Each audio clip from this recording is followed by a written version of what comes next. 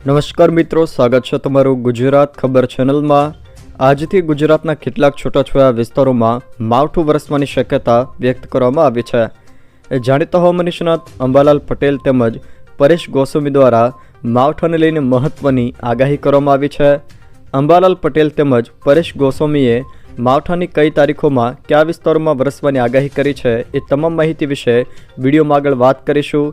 સાથે જ અન્ય કેટલાક હવામાન મોડેલો પ્રમાણે પણ જોઈશું કે શું હકીકતમાં ગુજરાતના વિસ્તારોમાં માવઠું વરસશે કે કેમ, અને જો માવઠું વરસશે તો કયા વિસ્તારોમાં માવઠું થશે એ માહિતી વિશે પણ વિડીયોમાં વાત કરીશું।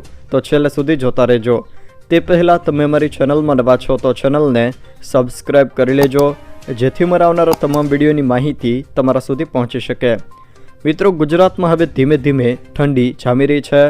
હવામાન વિભાગે 2 દિવસ તાપમાન વધવાની આગાહી કરી છે, જોકે તે બાદ ફરીથી ઠંડી વધવાની પણ આશંકા વ્યક્ત કરી છે।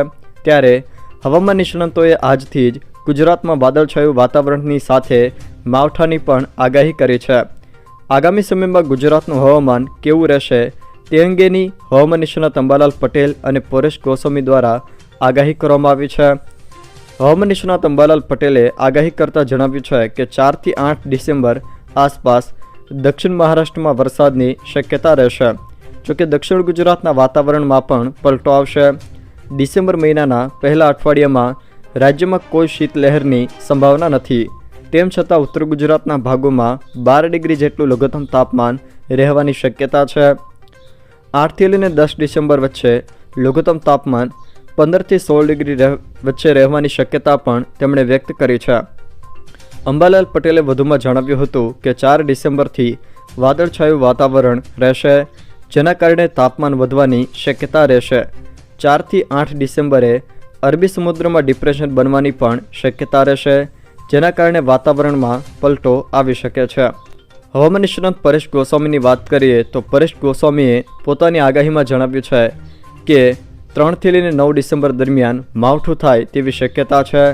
આ માવઠા પાછળના જે પરિબળો કામ કરી રહ્યા છે તેમાં એક મોટી સિસ્ટમ દક્ષિણ ભારતને ખૂબ જ પ્રભાવિત કરી રહી છે। આ સાથે તેમણે જણાવ્યું છે કે આ સ્થિરતા 3 થી 9 ડિસેમ્બર દરમિયાન ગુજરાતને પ્રભાવિત કરે તેવી શક્યતાઓ છે, જોકે આ સ્થિરતાને કારણે રાજ્યના મોટાભાગના વિસ્તારોને આવરી લેશે। 60 થી લઈને 65% વિસ્તારના હવામાનમાં પલટો જોવા મળશે। મોટા માવઠાનો માહોલ બનશે, પણ માવઠું અમુક વિસ્તારોમાં જ થવાનું છે। ખાસ કરીને મધ્યપ્રદેશ અને મહારાષ્ટ્ર બોર્ડર લાગુ વિસ્તારોમાં વધુ શક્યતા દેખાઈ રહી છે।